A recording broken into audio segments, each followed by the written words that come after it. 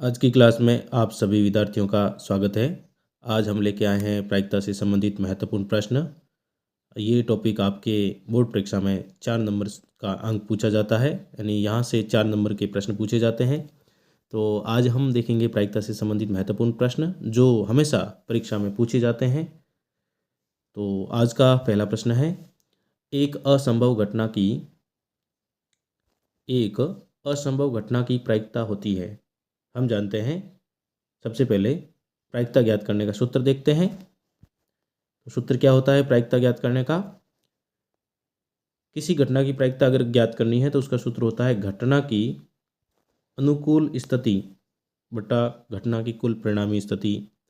यानी कितनी संभावनाएं हैं वो उसको अंश में रखेंगे और कुल संभावनाएं कितनी हैं उसको हर में रखेंगे।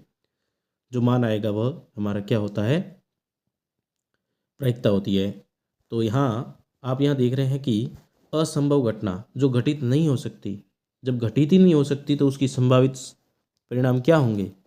उसके 0 होंगे। यानी असंभव घटना की प्रायिकता क्या होगी? 0 होगी।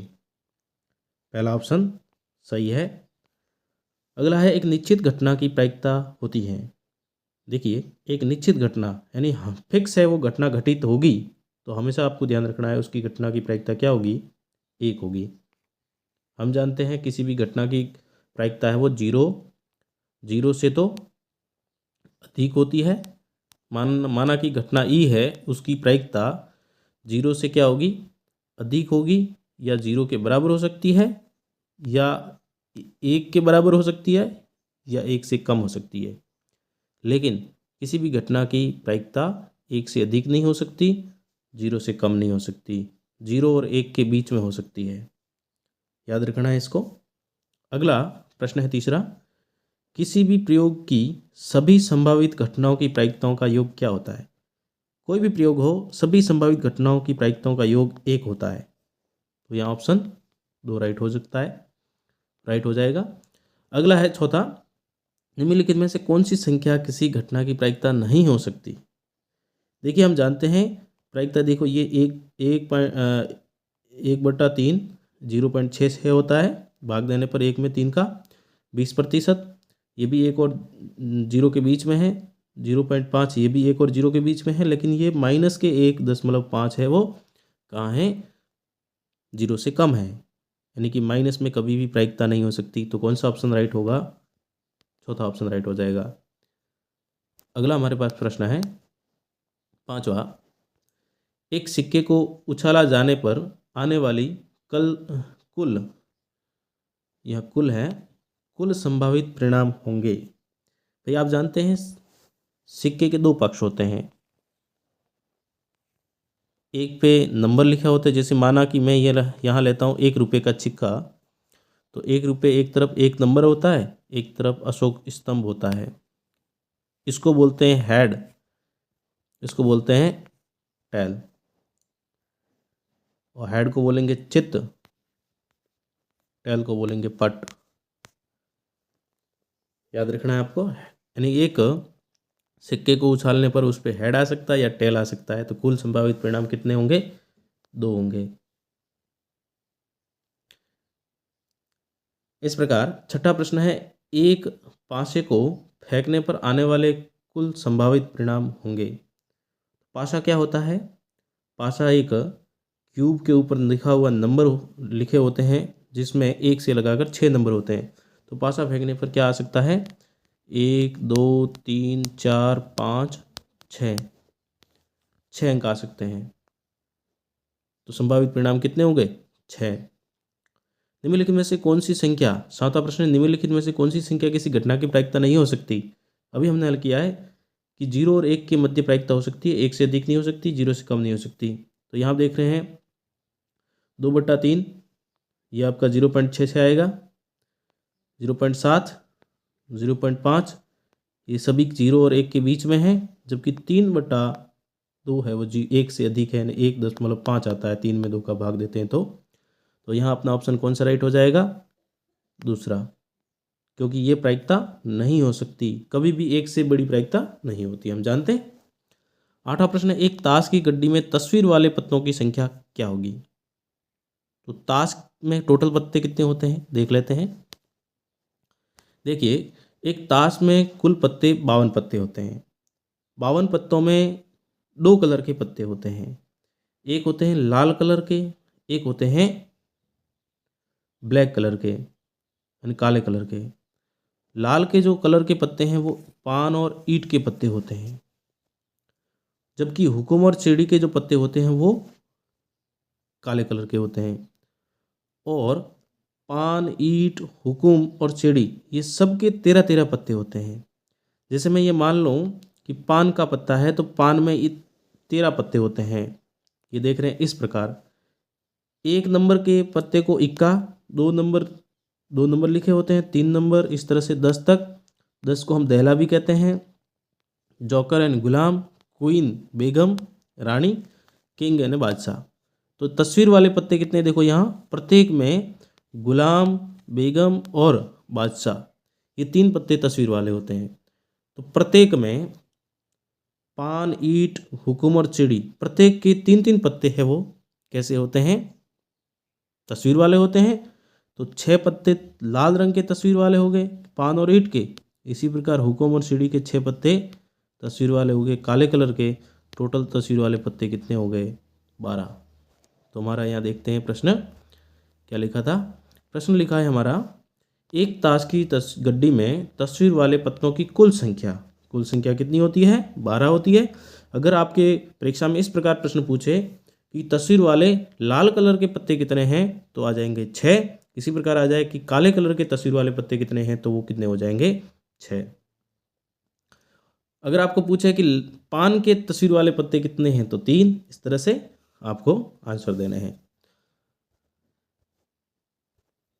अगला प्रश्न है 9वां, 2 पासों को एक साथ या एक पासे को 2 बार फेंकने पर आने वाले कुल संभावित परिणाम होंगे। देखो, एक पासे पर 6 संभावित परिणाम होते हैं। या तो एक ही पासे को 2 बार फेंको या 2 पासे अलग अलग हैं उसको एक बार फेंको। तो टोटल परिणाम कितने होंगे, प्रत्येक पर 6 हैं संभावित घटनाएं तो टोटल परिणाम हो जाएंगे 36।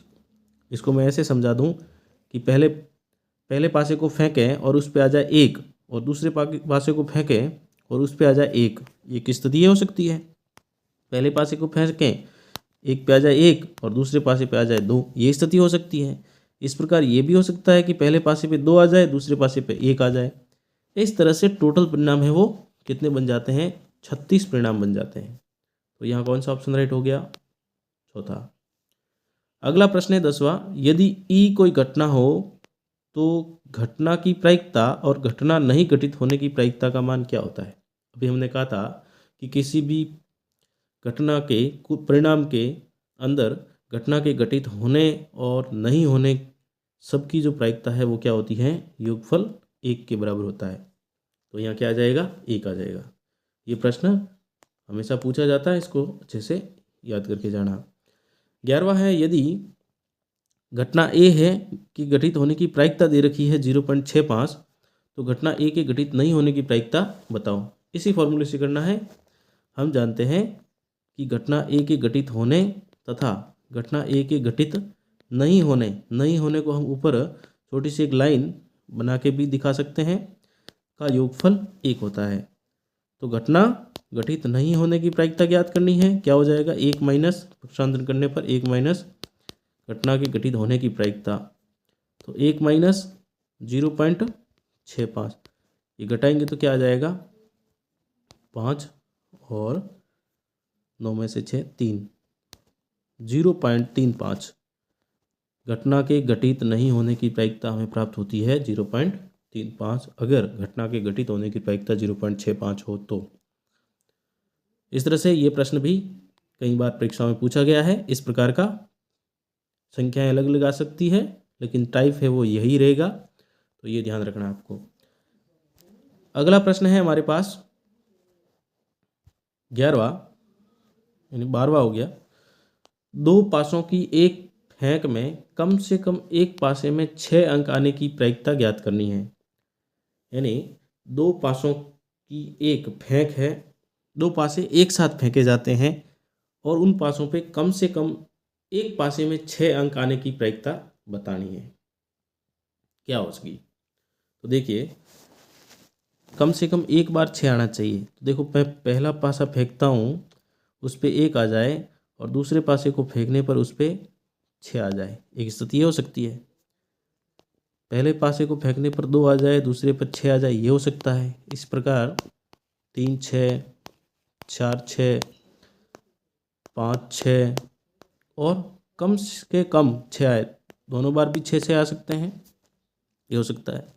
इसके अलावा ये भी परिणाम हो सकते हैं, पहले पासे पर 6 आ जाए, दूसरे पर 1 आ जाए, 6 आ जाए, दूसरे पर 2 आ जाए, 6 आ जाए, दूसरे पर 3 आ जाए, 6 आ जाए, दूसरे पासे पर 4 आ जाए, पहले पासे पर 6 आ जाए, दूसरे पासे पर 5 आ जाए, और फिर 6 वाला तो परिणाम है अपने पास। इस तरह से आप देख रहे हैं कि इसके अलावा कोई स्थिति नहीं बन रही है कि जिसमें कम से कम एक बार 6 प्राप्त हो। अधिकतम तो 2 बार 6 प्राप्त हो सकता है, लेकिन कम से कम 6 बार प्राप्त होने के लिए कुल परिणाम कितने आ गए? देखिए, 1 2 3 4 5 6 7 8 9 10 और 11, यानी कुल परिणाम कितने प्राप्त हो गए? अनुकूल संभावनाएं कितनी हैं जिसमें कम से कम एक बार 6 आए? तो उसकी होगी 11 संभावनाएं हैं। अब हम जानते हैं कि 2 पासे एक बार फेंके जाते हैं तो कुल परिणाम कितने हो गए? 36। एक पे 6 परिणाम है तो दूसरे पे भी संभावित 6 परिणाम है, तो 6 गुणा 6 36 हो गए। तो हमारी जो प्रायिकता है, घटना के घटित होने की प्रायिकता क्या होगी? पीई बराबर संभावित परिणाम। संभावित परिणाम कितने? 11, और टोटल परिणाम कितने हैं? 36 हैं। तो क्या हो जाएगा? 11/36। आपको समझ में आ रहा होगा? अगर किसी प्रकार का डाउट्स हो तो कमेंट करें। अगला जो प्रश्न है वह है 12वां। एक पासे को 2 बार फेंका जाता है तो उसकी क्या प्रायिकता है कि? तो एक ही पासा है, उसको 2 बार फेंक रहे हैं, इसका मतलब कुल परिणाम कितने हो गए? 36 हो गए। 2 पासों में से समान अंक प्राप्त हो। 2 पासों में समान अंक प्राप्त हो, यानी कहने का मतलब पहले पासे पे 1 आ सकता है, दूसरे पे 1 आए, दूसरे पहले पासे पे 2 आ जाए, दूसरे पे 2 आ जाए, तीसरे पहले पासे पर 3 आ जाए, दूसरे पे 3 आ जाए। इस तरह से 4 4 आ सकते हैं, 5 5 आ सकते हैं, 6 से आ सकते हैं। तो दोनों पासों में समान अंक आने की प्राप्त होने की प्रायिकता क्या होगी? देखो, कुल परिणाम कितने हैं? 36। 36 में से ऐसी कितनी घटनाएं हैं जिसपे समान अंक आते हैं? तो 1 2 3 4 5 और 6। 6/36। इसको हम और सरल कर सकते हैं, 6 का भाग देके, 6 में 6 का भाग एक बार, 36 में 6 बार, तो क्या आ जाएगा? 1/36। तो अगर हम एक पासे को 2 बार फेंकते हैं तो 2 पासों पर समान अंक प्राप्त होने की प्रायिकता 1/6 प्राप्त होती है। समझ में आ रहा होगा आपको? अगला हम प्रश्न लेते हैं। अगला प्रश्न है हमारे पास, अगला प्रश्न है, दूसरा प्रश्न है, दोनों पासों के अंकों का योग 7 प्राप्त हो। दोनों पासों का अंकों का योग 7 प्राप्त हो, इसके क्या प्रायिकता होगी? तो देखो, टोटल जो संभावित घटना है, टोटल कुल परिणाम है वो 36 हैं। अब ऐसी स्थितियां बतानी हैं जिसमें दोनों पासों पे अंकों का योग 7 आए। जैसे कि पहले पे 1 आ जाए तो दूसरे पे क्या आएगा? 6, तभी 7 होगा। पहले पासे पर 2 आ जाए फेंकने पर, और दूसरे पासे को दूसरी बार पासे को फेंकने पर आ जाए, मान लेते हैं क्या आ सकता है? 2 है तो 5 आ सकता है, तभी 7 होगा। इसी प्रकार पहले पासे पर फेंकने पर 3 आ जाए और उसी पासे को दूसरी बार फेंकते तो 4 आ सकता है, तब अंकों का 7 अंक योग होता है। इसी प्रकार पहले पासे को फेंकने पर 3 आ जाए तो दूसरी बार क्या आ सकता है? 4 आ जाए तो दूसरी बार 3 आ दे तो 7 होता है। पहले पासे को फेंकने पर पहली बार 5 आ जाए तो दूसरी बार क्या आना चाहिए? 2, तभी 7 होता है। इसी प्रकार पहली बार 6 आए तो दूसरी बार 1 आ जाए। इसके अलावा कोई परिणाम हो तो देखें। इसके अलावा कोई परिणाम ऐसा नहीं है जिसमें पासे को फेंकने पर अंकों का योग 7 प्राप्त होता है। देखिए यहाँ 6 और 1 7 है, सब में 7 है, तो कितनी परिणाम हो गए? 1 2 3 4 5 और 6। इस तरह जो संभावित परिणाम है वो कितने होंगे? 6 होंगे, जिस पर दोनों बार पासा फेंकने पर अंकों का योग 7 आता है। 6/36 कितना हो जाएगा? हल करने पर 1/6, यानी दोनों पासों के अंकों का योग 7 प्राप्त होने का प्रायिकता क्या होगी? 1/6 होगी। अगला प्रश्न है, एक पासे पर 6 से कम अंक प्राप्त होगा। यहाँ प्रश्न है, एक पासे को 2 बार फेंक रहे हैं और उस 2 बार फेंकने पर एक पासे पर 6 से कम अंक प्राप्त हो। इसको कैसे करते हैं देखिए।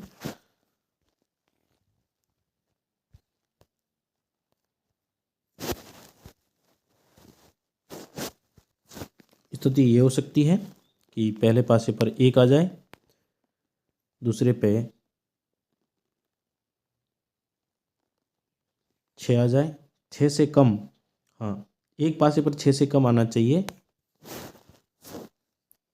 दूसरी स्थिति ये हो सकती है, पहले पासे पर 2, उसी पासे को दूसरी बार फेंकने पर 6 ही रहे, क्योंकि यहाँ दिखा है कि एक पासे पर 6 से कम अंक प्राप्त हो, यानी एक पे तो 6 आएगा ही, दूसरे पासे पर 6 से कम अंक आना चाहिए। तो यहाँ 3 6 4 6 5 6, हाँ 6 6 नहीं हो सकता, क्योंकि कम से कम एक पासे पर 6 से कम अंक आना चाहिए। स्थिति ये हो सकती है, पहले पासे पर 6 आ जाए, दूसरे पर 1, पहले पासे पर 6, दूसरे पर 2, इस प्रकार 6 3 6 4 और 6 5। इसके अलावा ऐसी कोई स्थिति नहीं है जिसमें एक पासे पर 6 से कम अंक प्राप्त हो। दोनों पासे पर 6 से कम अंक प्राप्त हो सकता है, वो अलग स्थितियां हैं। तो यहाँ प्रश्न के अनुसार एक पासे पर 6 से कम अंक प्राप्त होगा, वो स्थितियां हैं देखिए, 1 2 3 4 5 6 7 8 9 और 10। कितनी स्थितियां ऐसी जिसमें 6 से, एक पासे पर तो 6 अंक आए और दूसरे पर 6 से कम आए, ऐसी स्थितियां हैं 10 है। 10 बटा टोटल परिणाम कितने हैं? दोनों पासे, एक पासे को 2 बार फेंकने पर 36। इसको हम और सरल कर सकते हैं, 2 का भाग दे के, 10 में 2 का भाग 5 बार, 36 में 18 बार, तो क्या आ जाएगा? 5/18 हमारी प्रायिकता हो जाएगी। अगला प्रश्न है, दोनों पासों पर प्राप्त अंकों का योग 12 से अधिक होगा, ऐसी कितनी संभावना है? तो देखिए, अगर पहली बार पासे को फेंकते हैं तो पहले पर 6 आ जाए, दूसरी बार पासे को फेंकने पर 6 आ जाए, तो ये 12 हो सकता है। और हम जानते हैं पासे पर 6 से बड़ा अंक कोई नहीं हो सकता, तो दोनों स्थितियों में 6 से बार आने के बाद भी 12 से अधिक योगफल नहीं आता है। तो यहाँ दे रखा है, दोनों पासों पर प्राप्त अंकों का योग 12 से अधिक होगा, ऐसी कोई संभावना ही नहीं बनती। अर्थात घटना कैसे होगी? असंभव घटना होगी, और असंभव घटना की प्रायिकता क्या होती है? 0 होती है। इस तरह से हम पासे से संबंधित किसी भी प्रकार को प्रश्न को आराम से हल कर सकते हैं। अगला हमारे पास प्रश्न है, गीतांजलि और आकाश भाई बहन है। गीतांजलि और आकाश भाई बहन है और उनके जन्म दिवस की प्रायिकताएं ज्ञात कीजिए जब जन्म दिवस भिन्न भिन्न हो और जब जन्म दिवस समान हो। अब देखिए, ये मानते हैं कि पूरे साल में हम 365 दिन मानते हैं, आमतौर पे यही मानते हैं। 365 दिन में अगर दोनों का जन्म दिवस भिन्न भिन्न है तो उसकी क्या क्या प्रायिकता होगी?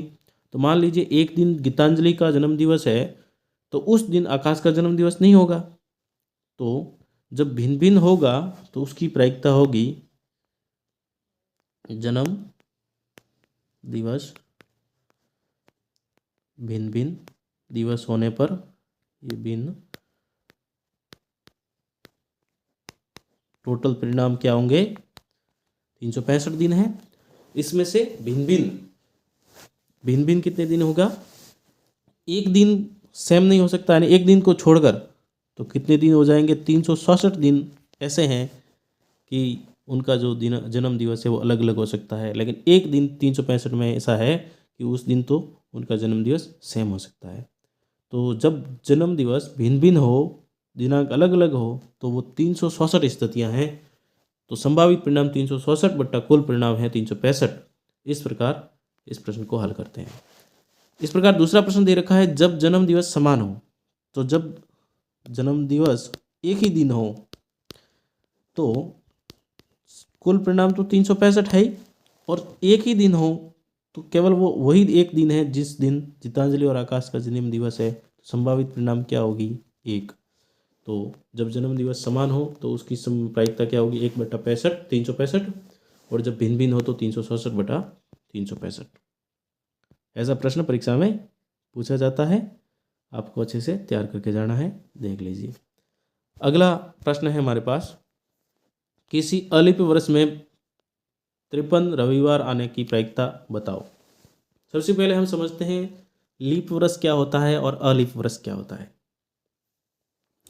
देखिए, लीप वर्ष जिसमें एक लीप वर्ष में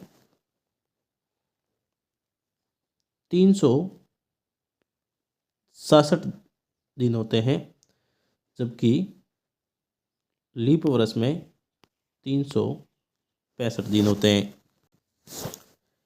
यानी जो लीप वर्ष होता है उसमें 366 दिन होते हैं, जबकि अलीप वर्ष में 365 दिन होता है।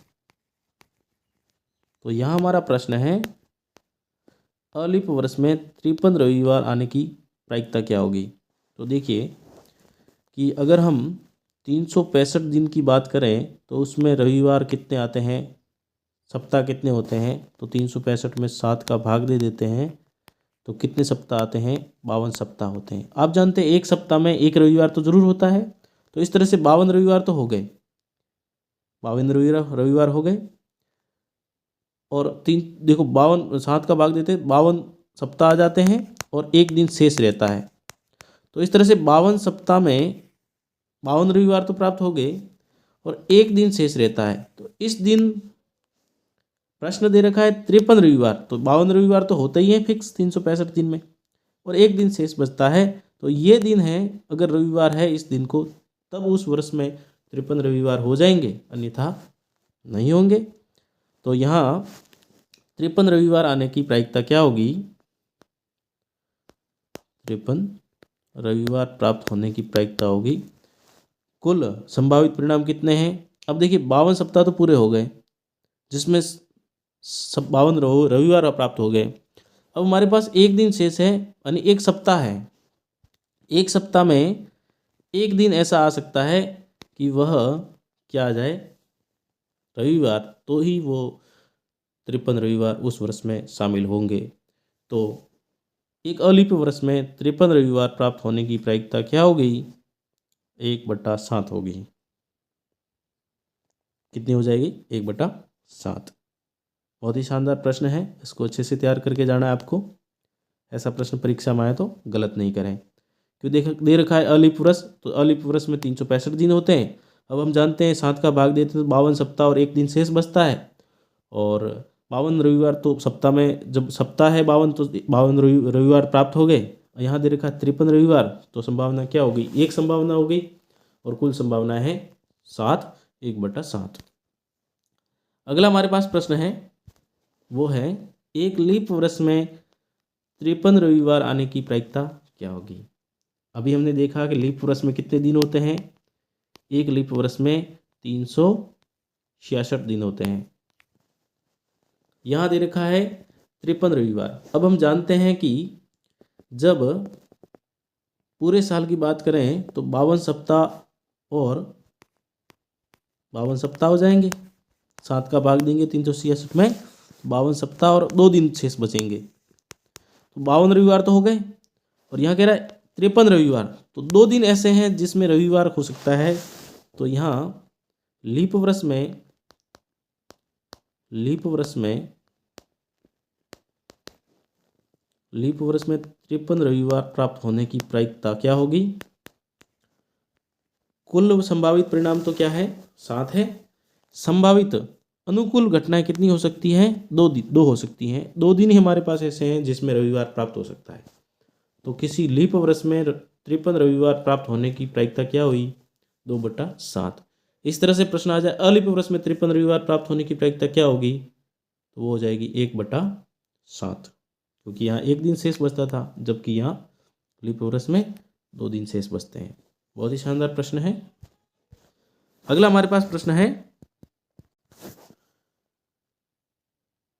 2 सिक्कों को एक साथ फेंका जाता है तो कम से कम एक चित्त प्राप्त आने की प्रायिकता ज्ञात करनी है।